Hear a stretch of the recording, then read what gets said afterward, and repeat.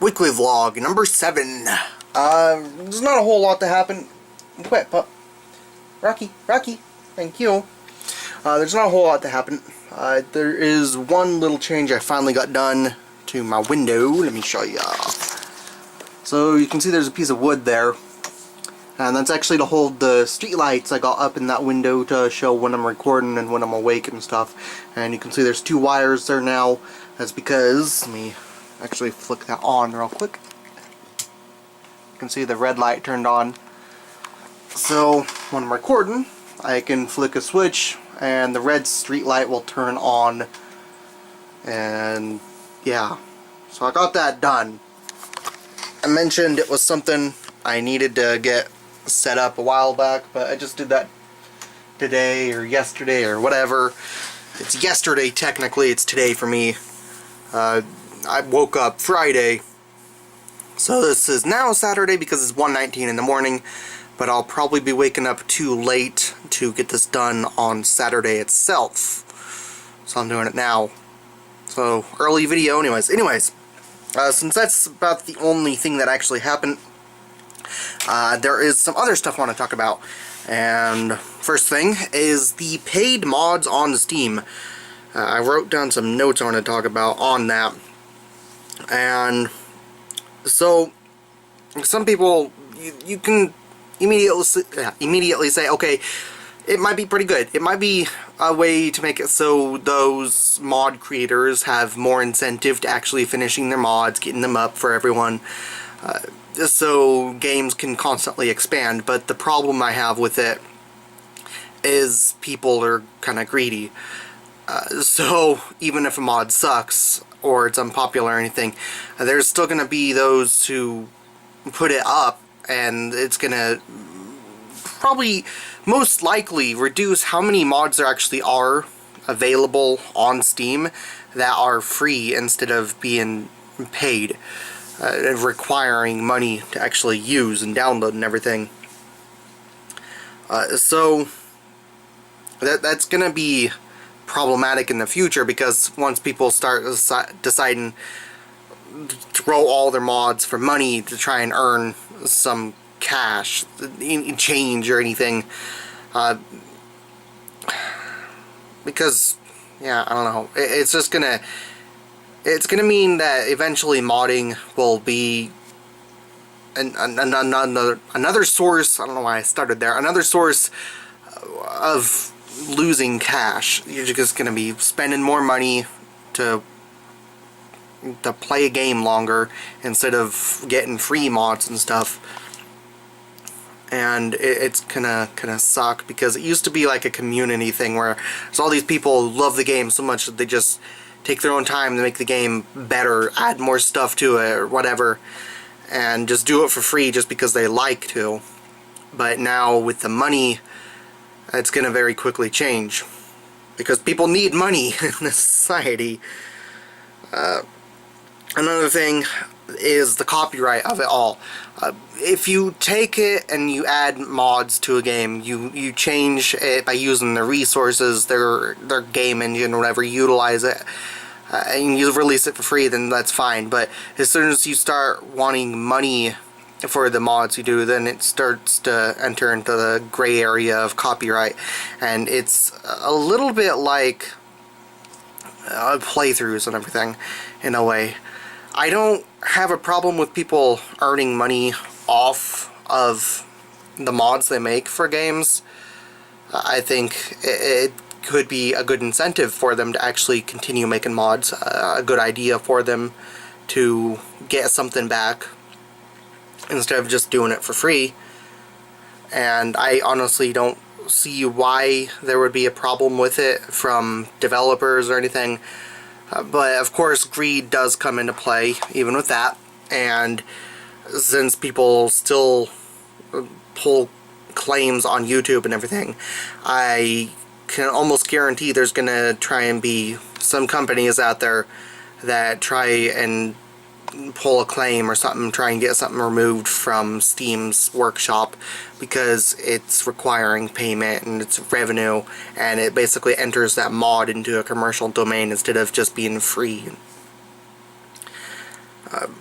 So I'm actually, the whole paid mods and everything, that crap going on in Steam, I'm conflicted, because I do think that people that make mods should get something back, but at the same time, I kind of worry that it's going to make it so the mods are no longer free, because I got a lot of mods for Skyrim, just for an example. I got a lot of mods for Skyrim. They're all free, but in the future, I don't know, 5 years or something, it's possible that there will be no mods that are actually free. At least no decent ones. All the good ones are going to cost money, and all the ones that are crap probably just won't be worth getting, and even a lot of those crap ones will still cost money. And then another thing people brought up is, if a mod is crap, you'll probably still have to buy it before you can even use it, before you can try it or anything, unless they do something to where you can try the mod before you buy it first. I don't know. But if you have to buy it before you can even try it, well, then there's going to be problems with stability, quality. That's another thing that's good about a mod being free. Of course, there's going to be people who make a remark saying if the mod is any good or not, but that still means that people had to actually pay for it first in order to tell anyone if it was good or not. So, anyways, the last thing, it's still along the same lines of money and everything, but it's something a little off topic from Steam.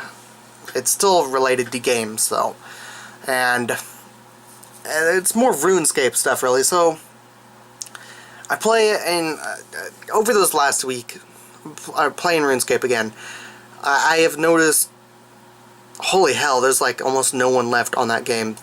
Every server has under 300 people on it, except maybe 2, which only have about 1,000 each. Before I actually quit, over 3 years ago, since my last login, I think it was actually about 3.5 years ago since I last quit. Since I last played then, there were 3 or 4 worlds with the maximum allowed people, which is 2,000 people, and every other world had between 400 and 900 people in it, probably over 1,000 in a lot of those ones. But something that I've noticed that may be a problem, a reason why a lot of people aren't coming back, is because of the way it's set up. If you look at apps for your iPod or your smartphone, say smartphone with a quote, because I don't call them a smartphone, I call them a stupid phone, because the purpose of a phone is to talk to someone. Whatever, that's a whole different conversation, whatever. So those apps you can download, the games and everything, you can see they'll try and say, oh, let's give you ways to earn money, or ways to earn stuff in the game, take surveys and do all this crap. And it's also like those crappy games on Facebook and everything, making you try and pay them to get stuff. All the microtransactions, basically. RuneScape, I have noticed, has a ton of that now. And it's not something that's really good. And you can argue that, oh, well, if you just pay, be a member, the loyalty program and everything, you can get points that add up, but you look at it and it's really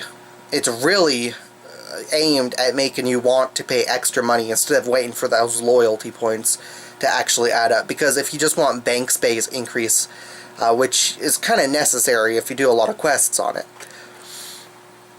and if you want that bank space increase, then you can use loyalty points, but just to get the first bank space upgrade, you gotta wait about a year, earning membership over about a year's time.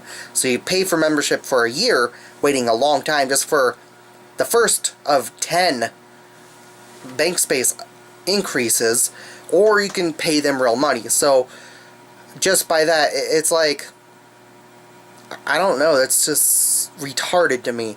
And there's still surveys. You want to earn the keys for Treasure Hunter and everything to get a chance at earning something that might help you in the game, give you bonus experience that you can then get extra experience as you work on a skill, or have a chance at getting a lot of money or a good item from this treasure hunter game.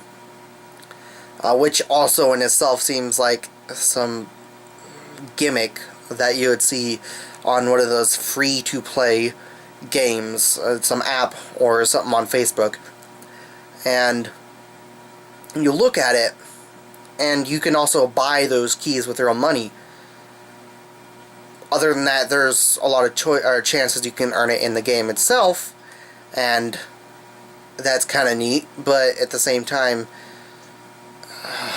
money. It's just everything. You know, a lot of it is cosmetic, though. A lot of it does nothing, but there's a lot of it also that is helpful. You can still get it in the game normally if it's helpful most of the time. But the rest of the time, it's a little bit, it's not right. And I think that's probably one of the reasons why RuneScape is kind of dying.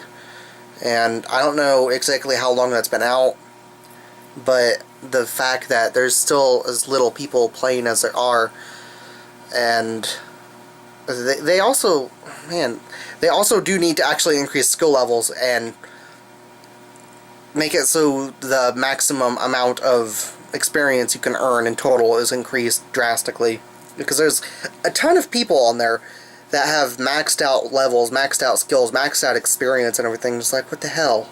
There was almost no one with a maxed out skill back 3.5 years ago or so. But it's just all those things. It kind of gives a picture of why RuneScape isn't bouncing back or anything. Why it's not able to dig itself out of the or climb itself out of the hole it's dug. And it's not a really pretty sight, but whatever. It's not a huge deal. I'm only mentioning it because I've been playing RuneScape, and there's some stuff I noticed, and it's just, oh man, I'm disappointed to see that they went that route, because it is the first MMO I've ever played. I played that back when I was in high school, a freshman in high school,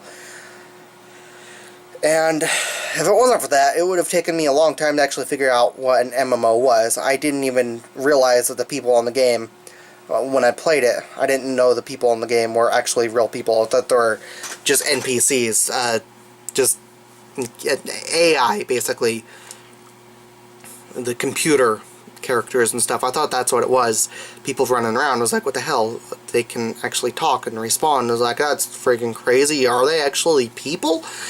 And I found out. Of course, I didn't really know crap about computers back then, but still, there's still a lot of that game that kind of has some decent memories for me, I guess. So it's kind of sucks seeing the way it's going now.